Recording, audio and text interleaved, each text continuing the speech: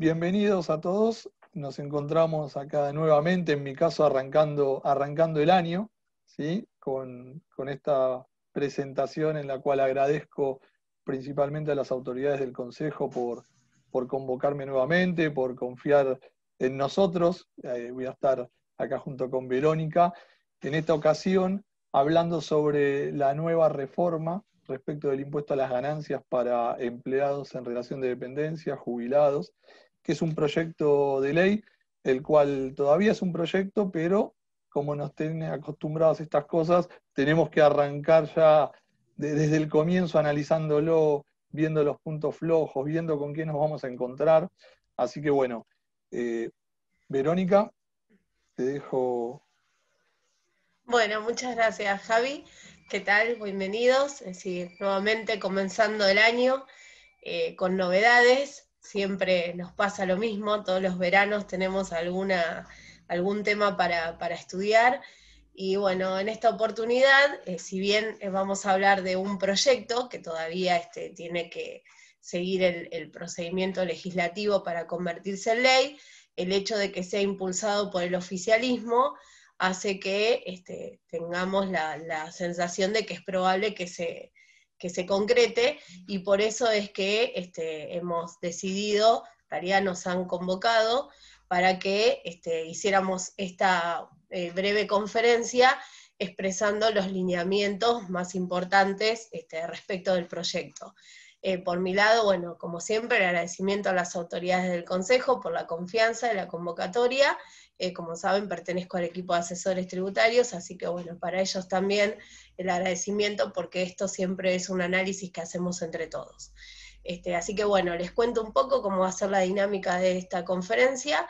Tenemos una presentación que vamos a ir analizando, y lo vamos a hacer como una especie de diálogo entre ambos, porque nos pareció que era la parte por ahí un poco más dinámico para poder comprender y analizar cuáles son las cuestiones controvertidas, que generalmente es lo que más interesa a todos nuestros colegas. Así que bueno, dicho esto, vamos a entonces comenzar con la presentación. ¿Podés, Javi, vos compartir pantalla? Sí, cómo no. Bueno, Bueno. entonces, les cuento más o menos cómo lo armamos a esto. Primero lo que analizamos fueron los fundamentos del proyecto, o sea, en qué se basaron para crear este proyecto de ley. Lo resumimos en algunos puntos que nos parecieron que eran más importantes, y los vamos a ir comentando aquellos que ameritan hacer una mención en particular, ¿sí?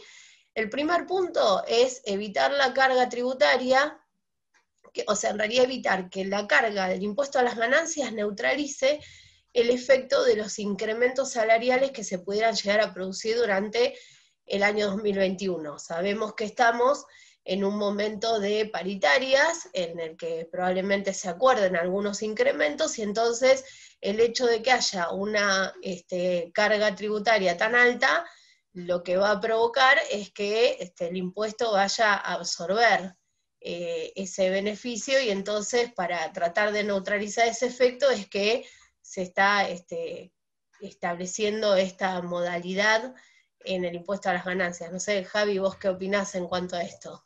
Sí, un poco como decís vos, Vero, lo que se busca es, hablando en criollo, ¿no? Y para que se entienda, es poder poner dinero en el bolsillo de la gente. Entonces, ¿de qué forma se busca que las paritarias, tal vez, sí, en cierta medida, no sean tan altas?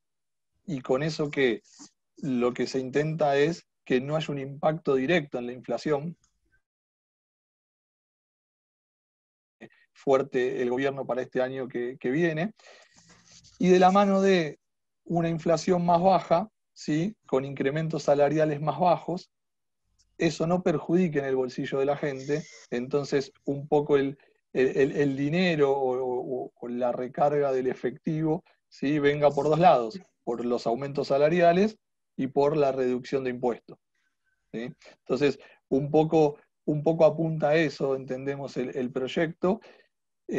Tal vez esto, y ahora después lo vamos a comentar más adelante, Ya lo hemos vivido en alguna otra ocasión, ¿sí? Con un proyecto similar que terminó siendo ley, y después lo vamos a comparar como para que se entienda, trazando un paralelismo al respecto, pero el foco principal entendemos que es ese, ¿sí? Poner más dinero en el bolsillo de la gente. ¿Para qué? Para incrementar el consumo, ¿sí? Y que no impacte directamente en precios en la inflación.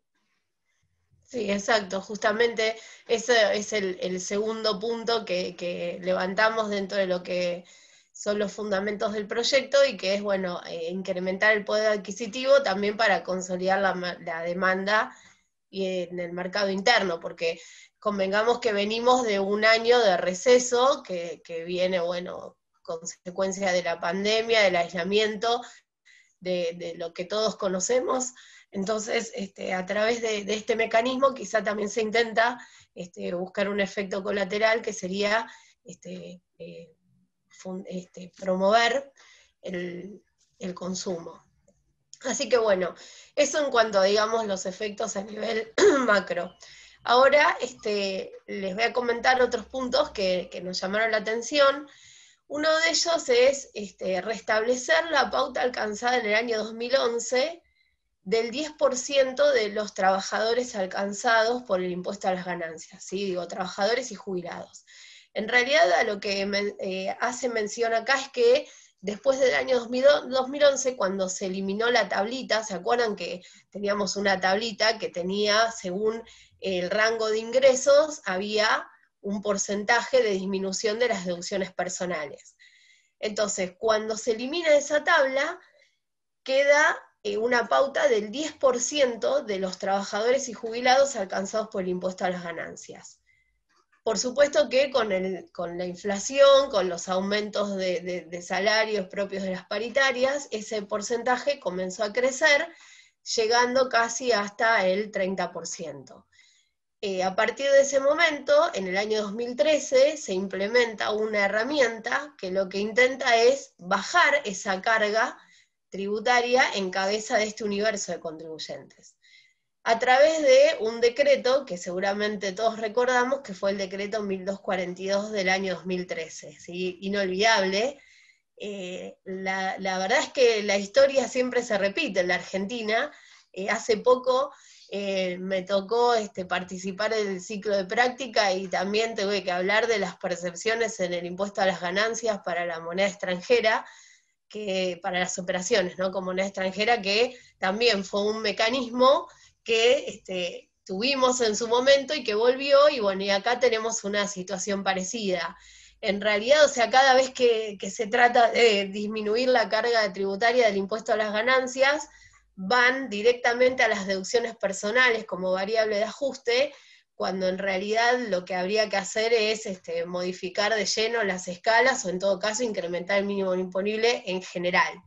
Pero bueno, eso no ha sucedido y acá, bueno, volvemos a aquel decreto, al 1242, que establecía algo similar, una deducción especial que neutralizara el efecto del impuesto. En aquel momento era para sueldos de 15.000 y había una escala, ¿no, Javi? Sí, sí, recuerdo bien, porque esto lo viví igual que vos, Vero.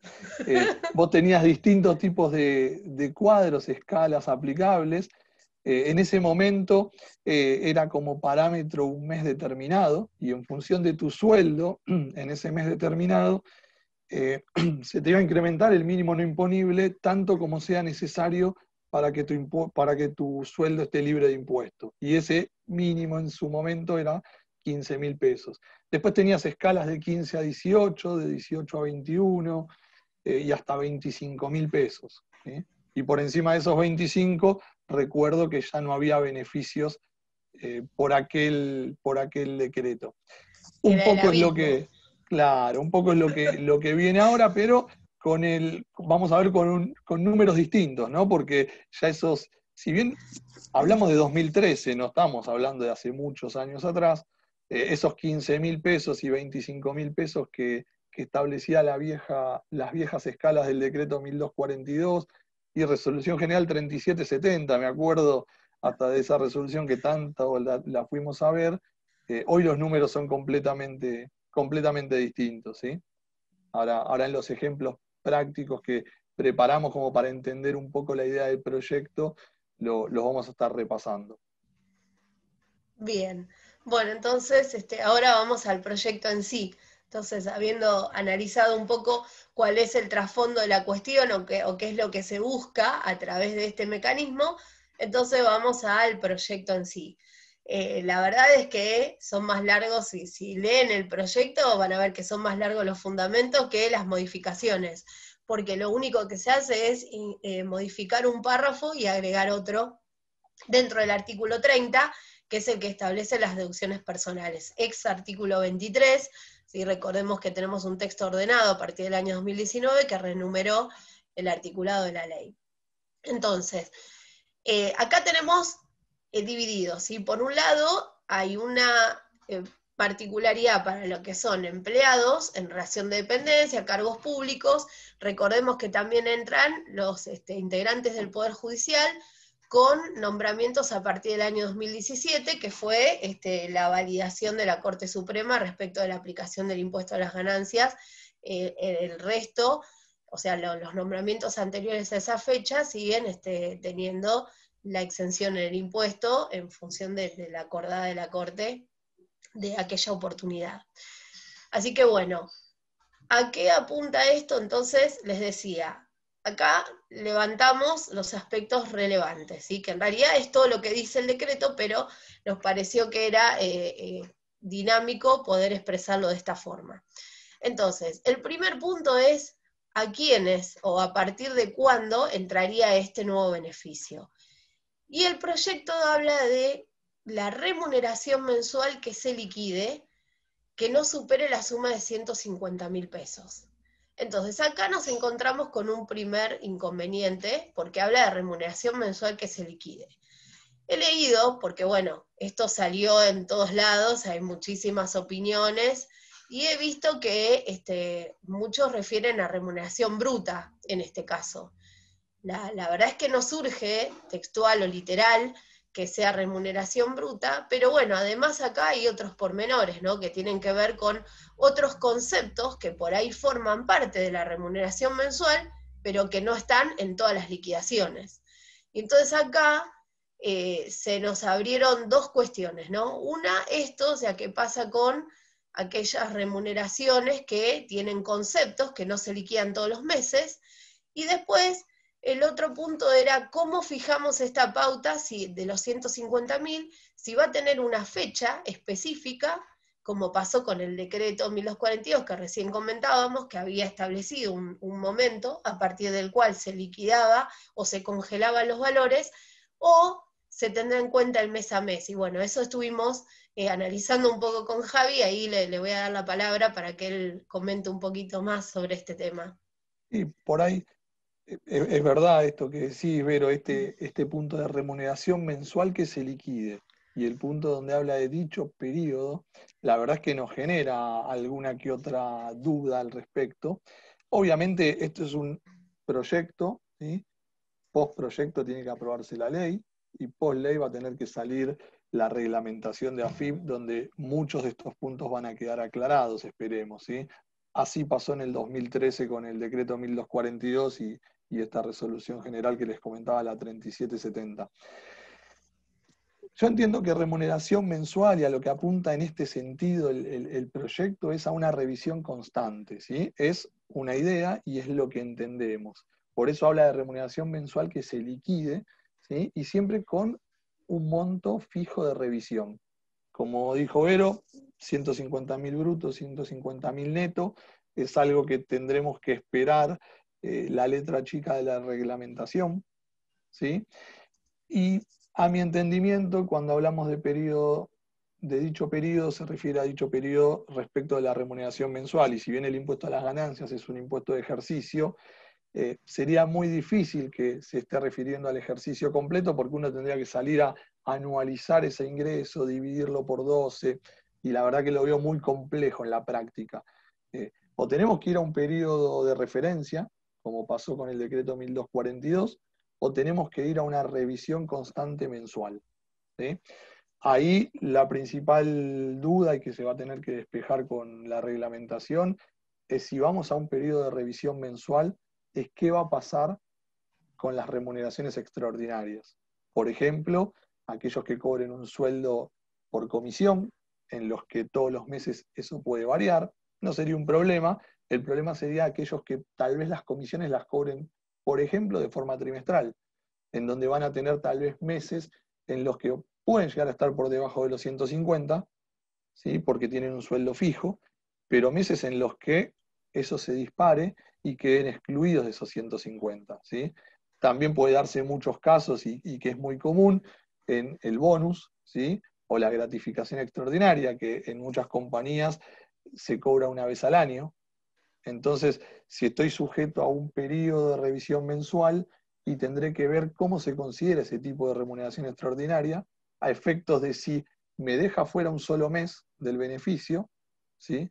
O me lo hace prorratear. A mí lo que me llama la atención y me lleva a pensar de que va a ser un periodo de revisión mensual, ¿sí?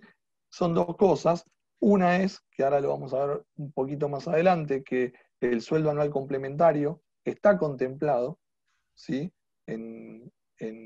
Ya directamente en el proyecto. Y después también lo que me lleva a pensar que va a ser un periodo de revisión mensual es que con el viejo decreto recuerdo que hubo muchas injusticias, ¿sí?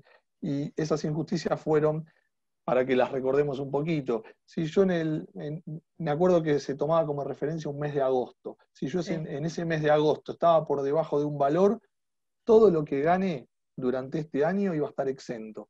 Y yo he tenido casos, recuerdo, de remuneraciones muy grandes, hasta de millones de pesos, porque tal vez tenían un cobro de un bono anual, y por haber tenido un sueldo fijo mensual en un mes X por debajo del valor, esa remuneración quedaba exenta, ¿sí? Entonces, eso me hace pensar a que ahora este proyecto lo están pensando como un proyecto de revisión mensual, ¿sí? En donde el beneficio está establecido hasta cierto valor. Pero bueno, tendremos que esperar el próximo capítulo, primero la aprobación y después la reglamentación, ¿sí? Para tener definiciones concretas. Sí, pareciera que lo más lógico es eso, ¿no? Que pusieran una revisión mensual, porque lo que pasó con el decreto fue eso, que hubo cambios que la verdad que no se tuvieron en cuenta y complicaron mucho. Así que bueno, el otro punto es que se establece una deducción especial incrementada en un monto equivalente a la ganancia, o sea, de manera tal que neutralice la ganancia neta sujeta a impuesto y que finalmente el monto el impuesto a pagar sea cero. O sea, ¿en qué consiste esto? En realidad, en la tabla de liquidación, cuando llego al monto neto que surge de el impuesto, o sea, en realidad, de las deducciones, el impuesto menos las deducciones generales, aplico las deducciones personales y ahí ya vendría la alícuota. Entonces, en ese momento, a esa ganancia neta sujeta a impuesto le tendría que aplicar una deducción idéntica de forma tal que quede en cero. Por ahí después en los ejemplos prácticos se puede ver un poco mejor esto que traté de explicar en palabras, que lo tengo en la cabeza, pero bueno, a veces es difícil transmitirlo. Así que bueno, eso no mucho más para aclarar, en realidad es una cuestión numérica, lo que hace es evitar solamente el monto del impuesto para esos casos en particular. Y después se tiene en cuenta que en el caso de la remuneración mensual, cuando supere los 150.000, pero no exceda de los 173, o sea, establece como un rango en el que hay un exceso respecto del piso de 150, pero que solamente se excede en 23.000 pesos, entonces ahí lo que se hace es facultar al Poder Ejecutivo a que establezca algún mecanismo que lo que intente es disminuir los saltos bruscos en la escala del impuesto. Yo lo que hice fue un ejemplo y probé con 160.000 pesos, que en realidad serían 10.000 pesos más respecto de la pauta piso, y en ese caso, para el ejemplo de un trabajador soltero, o sea, donde solamente le computo el mínimo no imponible y la deducción especial, salta directamente al segundo tramo de la escala. Entonces, ¿eso qué significaría? Que en realidad si yo en 150 es la pauta de no gravabilidad, en un exceso de 10.000 pesos nada más respecto de ese concepto no grabado, no podría estar aplicando el segundo tramo de la escala, porque en todo caso tendría que estar en el primero. Entonces, en razón de estas situaciones, entiendo es que van a solicitar o a la AFIP o al Poder Ejecutivo, calculo que la AFIP va a ser la que va a reglamentar esto a través de alguna tabla en la que, bueno, trate de morigerar ese efecto, ¿no? ¿Qué tema este, Vero, para la gente que liquida sueldos, ¿no? Porque me imagino lo contento que deben estar cuando vieron el proyecto. Por un lado, la felicidad, ¿no? que todos tenemos de que esto no deja de ser un alivio al bolsillo nuestro, y la verdad que es muy beneficioso desde el punto de vista de los empleados, jubilados y demás. Pero desde el punto de vista nuestro del día a día, si tenemos que pasar a un esquema de revisión mensual, a un esquema de actualización de tablas mensual, la verdad que es un trabajo importante. Recuerdo lo que fue allá por el 2013 y 2014, y también para la gente de sistemas, ¿no? que nos apoya a nosotros en las actualizaciones constantes de estas tablas y demás. Sí, sí, eso va a ser un nuevo dolor de cabeza como otros tantos que ya hemos padecido. Pero bueno, o sea, hasta hemos tenido un mínimo no imponible en tramos. ¿Te acordás Tal que cual. hubo? Sí, es verdad. Así que nada nos puede sorprender ya.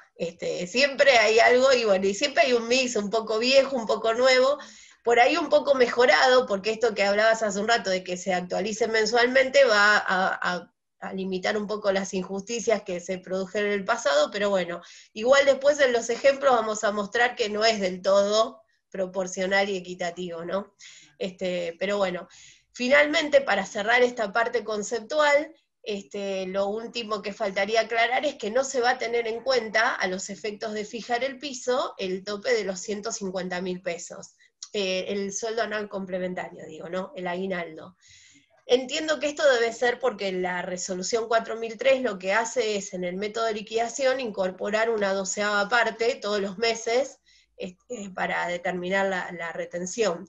Así que bueno, o sea, queda fuera del límite, pero bueno, no sé, he Eso, leído que el resto de los conceptos sí quedan comprendidos, así que, o sea, claro, subir un bono o esto que lo que vos decías antes, ¿no? Que por ahí exactamente. y sí, la verdad es que si se va a hacer una revisión mensual, lo lógico es que si un mes tenés una comisión y que supera esos 150, quedar afuera. Sí, no es tan ilógico porque uno piensa en que las escalas, a ver, como vimos hasta ahora, hasta 150 está afuera. De 150 a 173 habrá unas deducciones diferenciales para que el impacto no sea tan fuerte, y ahora vamos a ver por qué.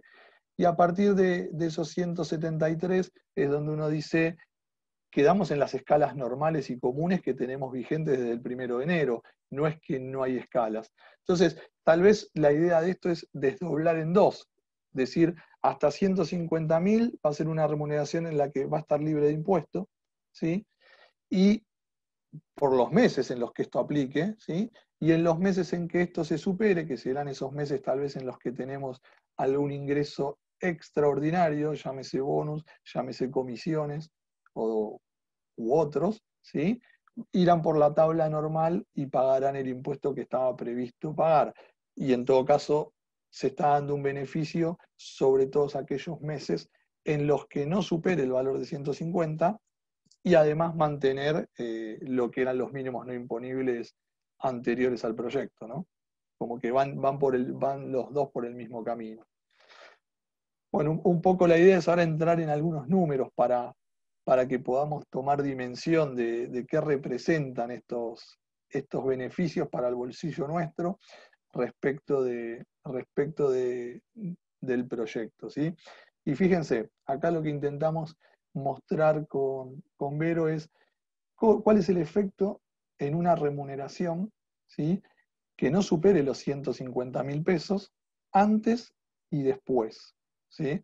Antes me refiero a con las escalas vigentes que tenemos y sin beneficio, después con aplicación del proyecto, ¿sí? Con los entendimientos que tenemos del proyecto, con la información hoy disponible. ¿Eh? Eso valga la aclaración para que lo tengamos en claro. Fíjense, una persona con una remuneración mensual de 150.000 pesos, ¿sí? Y les hago la aclaración del SAC, yo lo que voy a hacer es tener un sueldo anual de 1.950.000 pesos, ¿sí? Porque son 13 sueldos al año. Cargas sociales, ¿sí? Y mi retención de ganancias anual, o la podemos llamar ya impuesto a las ganancias, ¿sí? Con las tablas actuales, me termina dando 115.686 pesos. Contra un comparativo de por tener un sueldo mensual de 150.000 pesos y estando incluidos en el proyecto y obteniendo el beneficio full, llamémosle, mi impuesto va a ser 0. ¿Sí? Fíjense cómo impacta esto en el bolsillo. Y lo pusimos de las dos formas, ¿no? Para verlo anual y para verlo mensual. Es un 7,15% el beneficio que se obtiene, ¿no? Es, digamos, un incremento salarial, si queremos verlo de alguna forma, ¿sí? Pero que no está dado por el incremento propiamente del sueldo, sino que está dado por la reducción del impuesto por efectos del proyecto. Fíjense que pasamos de tener de un sueldo de 125.235 pesos, que era el actual, ¿sí? El que yo tendría en el escenario normal y contemplando las tablas y deducciones actuales, ¿sí? A tener una mejoría de 9.640 pesos, lo que representa tener un sueldo de bolsillo de 134.875 pesos. ¿Sí? Después, obviamente, este porcentual de beneficio va a estar dado en función de cómo sea mi sueldo, ¿no? Hoy por hoy un soltero estaba pagando a partir de los 80.000 pesos aproximadamente, ¿sí? Pero en esa franja y hasta los 150, ¿sí? Ya estaba incluido en el impuesto. O sea que el beneficio para una remuneración de hasta 150.000 pesos se nota, ¿eh? Y esto es lo que decíamos antes. Tal vez es lo que se busca con el proyecto es ayudar a inyectar en alguna medida más dinero, ¿sí? En el bolsillo del principal consumidor en nuestro mercado interno, que somos nosotros, ¿sí? Y de esa forma poder incrementar el consumo, acelerar el consumo, ¿sí? Y tal vez no tener un impacto tan alto en lo que serían incrementos salariales y paritarios. Veamos otro caso. Remuneraciones alcanzadas y no alcanzadas por el beneficio. ¿Qué pasa? El que vimos recién, ¿sí? Un sueldo de 150.000 pesos, ¿sí? Nos va a dar un sueldo de bolsillo de 134.875 pesos por mes. ¿Por qué? Porque es una remuneración alcanzada por el beneficio. Y bueno, ¿qué pasa ahora con aquel sueldo que supere los 150, ¿sí? Pero no supere los 173? ¿Y qué pasa con aquel que supera los 173? ¿Cuál es la diferencia entre los tres? Un sueldo de 150 tiene un beneficio full, me gustó ahí la palabra, vamos a llamarlo beneficio full. Un sueldo de 160, como estamos contemplando, todavía no conocemos qué va a pasar, ¿sí? Pero el beneficio no lo tiene, pero sí va a tener escalas o deducciones distintas a las normales, a las comunes o a las que hoy están vigentes. Y un sueldo de 173.500 ya está por encima del tope del proyecto, con lo cual no va a tener ningún tipo de beneficio, ¿sí? Vamos a comparar primero el caso de 150 contra el caso de 173.500, ¿sí? Y fíjense, en un incremento salarial, ¿sí? Una persona que gana 150 sobre una persona que gana 173.500, ¿sí? Tenemos un 15,67% de diferencia en su salario, ¿sí? Que representa en moneda 73.500 pesos. Ahora, si yo veo y comparo el sueldo de bolsillo, ¿sí? De una persona que gana 23.500 pesos más, ¿sí? Por efectos del proyecto, ¿sí? Está prácticamente ganando el mismo dinero que la persona que se beneficia con el proyecto, ¿sí? ¿Se ve?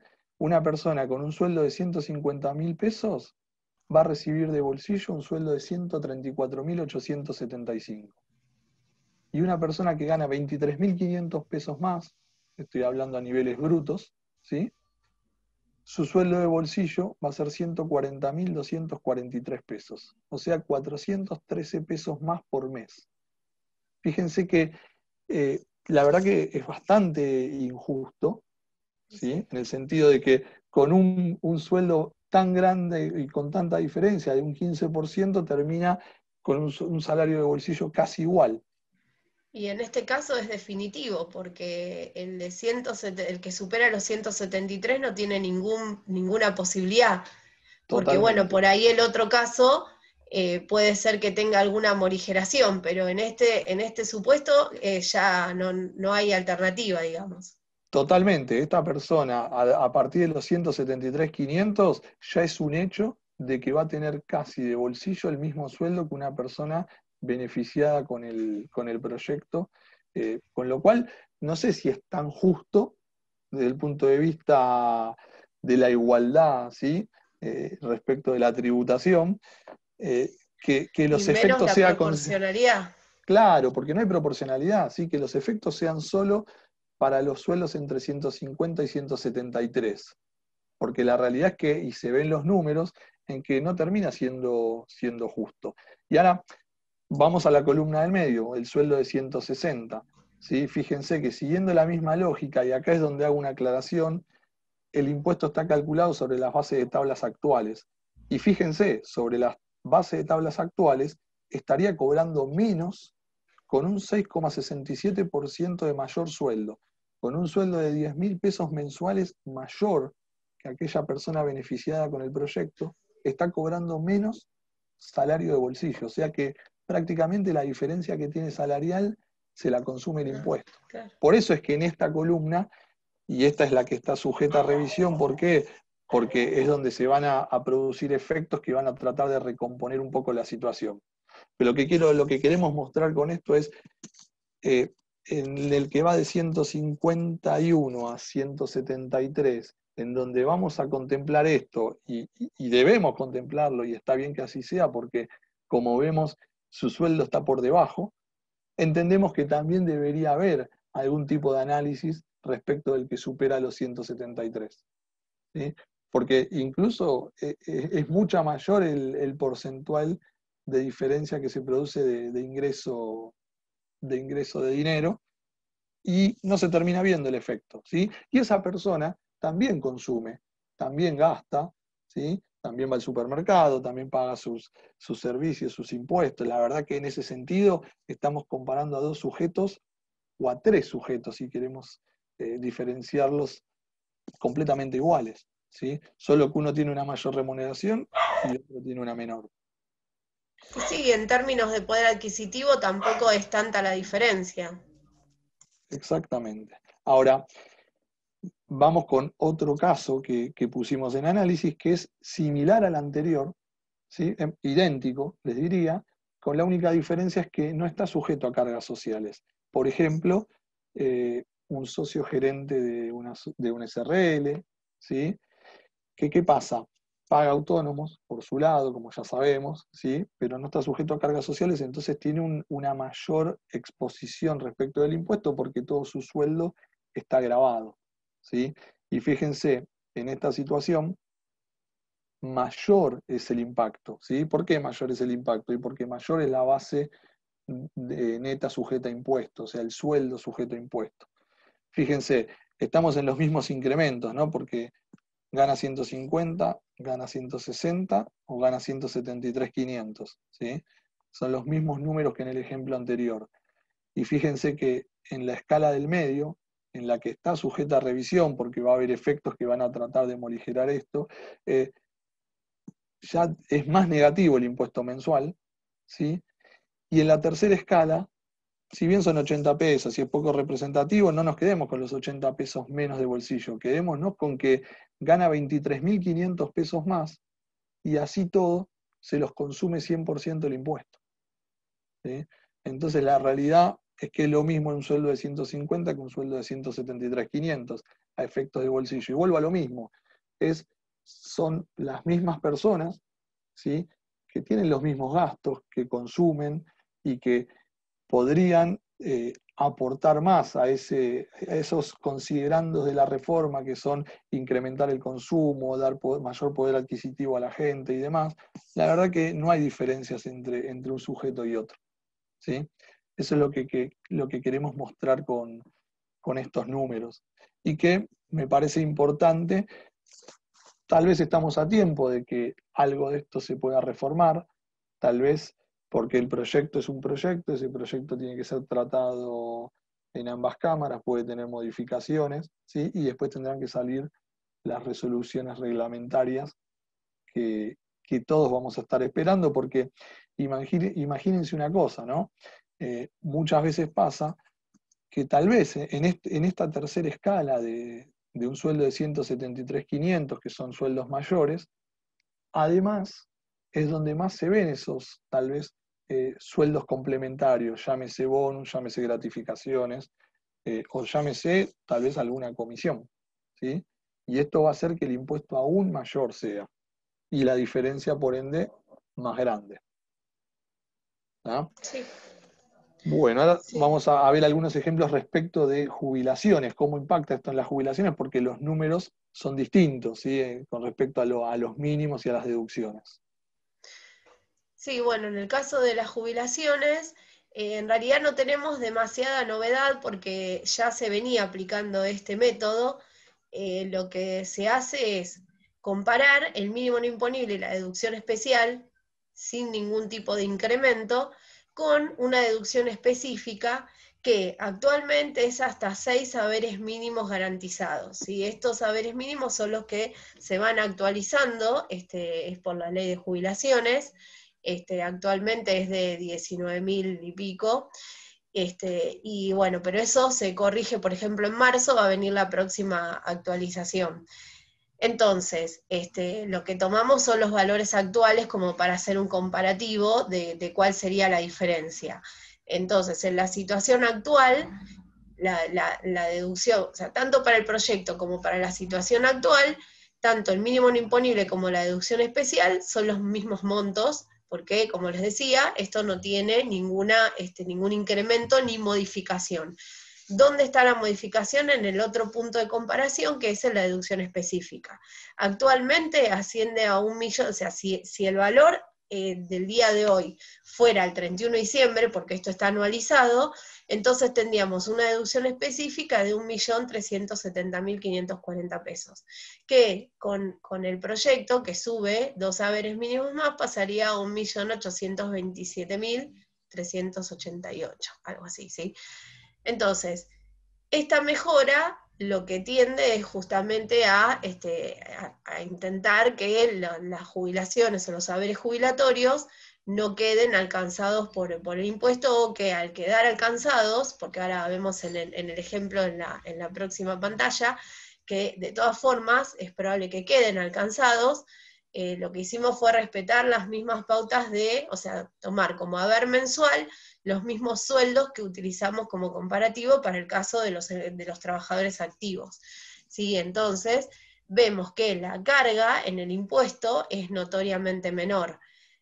A los efectos de mostrar solamente las diferencias, lo que hicimos fue aplicar directamente la deducción específica, porque en todos los casos la deducción específica siempre es más conveniente porque es un valor más alto que la sumatoria del mínimo imponible de deducción especial. Entonces, en razón de eso es que directamente tomamos esa pauta, hicimos el cálculo de impuesto y, como notan, o sea, hay una diferencia sustancial que también se tornaría en un mayor incremento respecto de los saberes jubilatorios. Quizá acá hay menos conceptos variables que influyan, porque todas estas situaciones a las que hacía mención Javi, que tienen que ver con comisiones o con bonos, con adicionales que puedan generarse en la relación laboral activa, no se dan en el caso de los saberes jubilatorios, porque, o sea, salvo que hubiera algún tipo de aumento o algún reconocimiento judicial, pero bueno, eso ya sería una situación excepcional. por lo general los saberes tienen un comportamiento bastante más regular y lo único que influye es el sueldo anual complementario, que está aclarado por el propio texto del proyecto que no va a influir a los efectos de obtener beneficio. Sin embargo, tenemos que aclarar algo que es importante, que tiene que ver con la posibilidad de acceder a esto, porque bueno, o sea, yo lo muestro así, en los números es muy lindo, pero no todos los que sean beneficiarios de haberes jubilatorios van a poder acceder a esta posibilidad de optar por la deducción específica, porque sigue aplicando la misma restricción que tenemos vigente desde antes, y es que en este caso el beneficiario no puede obtener rentas que sean de otra naturaleza. Esto sería si es monotributista, si tiene ingresos por la locación de un inmueble, si tiene ingresos por una colocación financiera. Entonces, en esos casos ya no podría acceder a este beneficio, y tampoco si fuera contribuyente del impuesto sobre los bienes personales, excepto que esa obligación surja exclusivamente de la casa habitación.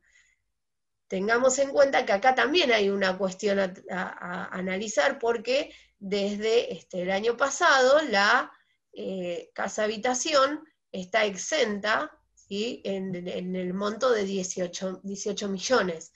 Entonces, podría pasar que yo tenía una persona que era contribuyente de bienes personales exclusivamente por la casa habitación, que estaba evaluada en 6 millones de pesos y que a partir de ahora ya no lo está.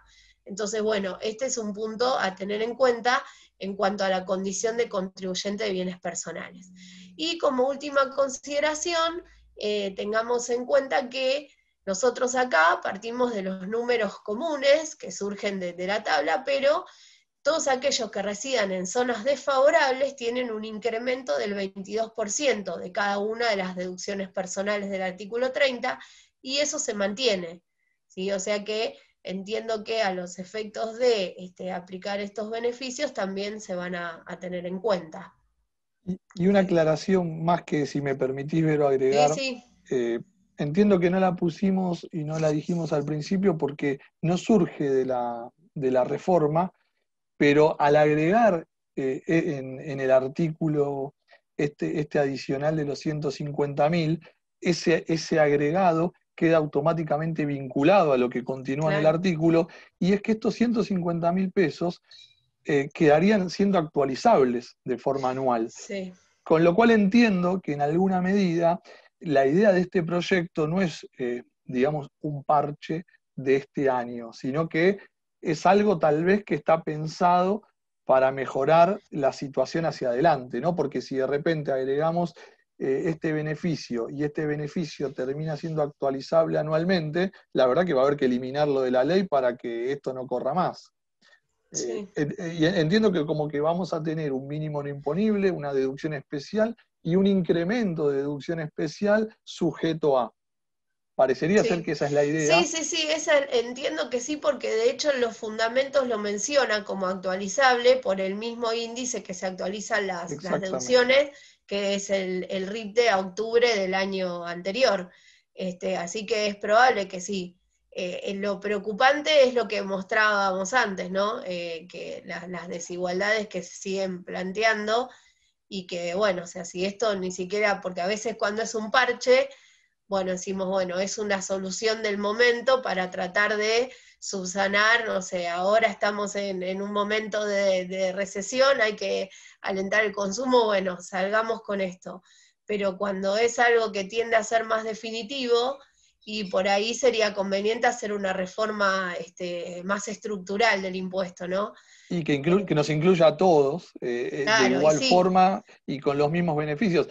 Imagínense que desde que empezó nuestra conferencia de hoy hablamos de empleados, jubilados, y no nos olvidemos de los autónomos. Acá no Claro. están contemplados, ¿sí? Los autónomos también tienen un mínimo no imponible, tienen una deducción, deducciones personales, y sin embargo, está No bien, están empezamos el considerados. año con el proyecto de monotributo, seguimos con el impuesto extraordinario, continuamos con la reforma en ganancias respecto de empleados y jubilados, tal vez uno de estos días nos despertamos y hay alguna reforma, alguna modificación que abarque a los autónomos también, ¿no? Y sí, ojalá.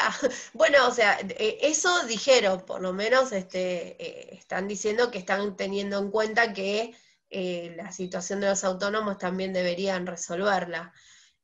Recuerdo en ¿qué fue? Agosto del 2019, ¿no? Cuando se corrigió de vuelta esta tabla, se hizo un ajuste por decreto y también ahí lo que se hizo para paliar un poco o equiparar a los autónomos fue eximir el 50% de dos anticipos, o de un anticipo, no recuerdo ahora exactamente. Sí, que fue... Pero o sea, claro, en ese momento lo que se hizo, pero bueno, después esa diferencia de anticipo no se trasladó al momento de la liquidación del impuesto, porque en realidad lo que hizo fue financieramente pagar menos en ese momento, pero en todo caso le representó un mayor impuesto a ingresar a la hora de la liquidación, o sea que fue una solución del momento. Exactamente. Bueno, yo creo que esto va a ser de tratamiento rápido. No creo que se va a tratar durante el mes de febrero, me parece, no tengo dudas, porque es de aplicación al mes siguiente y me parece que la idea es que se aplique cuanto antes y si si el gobierno tiene en su proyecto que esto sea aplicable en el mes de marzo, entiendo que en febrero va a tener que ser tratado y aprobado, ¿sí? Como dijiste vos, Vero, al principio, la verdad es que siendo impulsado por el oficialismo, entendemos que hay altas chances y probabilidades de que esto prospere.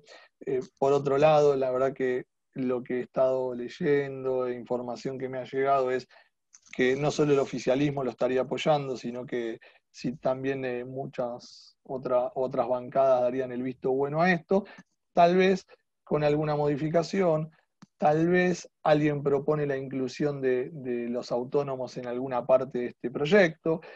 A ver, es un proyecto sujeto a reformas, esperemos el definitivo. Tal vez Verónica, yo o cualquiera otro de los colegas que formamos parte de asesoría técnica del Consejo cada vez que nos requieren ayuda, vamos a estar en una segunda presentación ya con un proyecto hecho ley y tal vez con alguna resolución reglamentándolo. Y bueno, dudas que nosotros hoy dejamos planteadas se podrán resolver para que empecemos a afinar los lápices, actualicemos los sistemas y principalmente empiece a impactar esto en el bolsillo de la gente que hoy la verdad que tanto lo necesita y también, la verdad que cuando tenemos que trabajar a contrarreloj y demás, y sabemos que la finalidad va a ser bien recibida del otro lado, uno lo hace con, Sí. con mucho más gusto y celeridad, ¿no? Así que... Y sí, seguramente, o sea, como dijo una conocida del equipo de la facultad, bueno, voy a tener menos quejas cuando mande las liquidaciones de ganancias. Exactamente. Porque bueno, sí, va a haber una mejora para algunos, pero bueno, o sea, la Bueno, verdad que hubiera sido mejor que sea para todos, claro, porque, bueno, o todavía sea, hay chances, es todavía muy... hay chances. Sí, quizás El, tengamos un el- poco de esperanza porque recién empieza el año. El proyecto puede incluir más contribuyentes, pueden hacerse algunas reformas y después muchas cosas se pueden corregir a través de la reglamentación y demás, pero bueno, nada, confiemos en manos de nuestros representantes que contemplen a todos y no solo a algunos. Bueno, Así que bueno, esperemos que así sea. Así que, bueno, espero bueno, que hayamos sido útiles en esta conferencia, les hayamos podido dar eh, nuevas herramientas, por lo menos despejar algunas dudas, que conozcan un poco de qué se trata esta reforma y cuáles son los pasos que se vienen.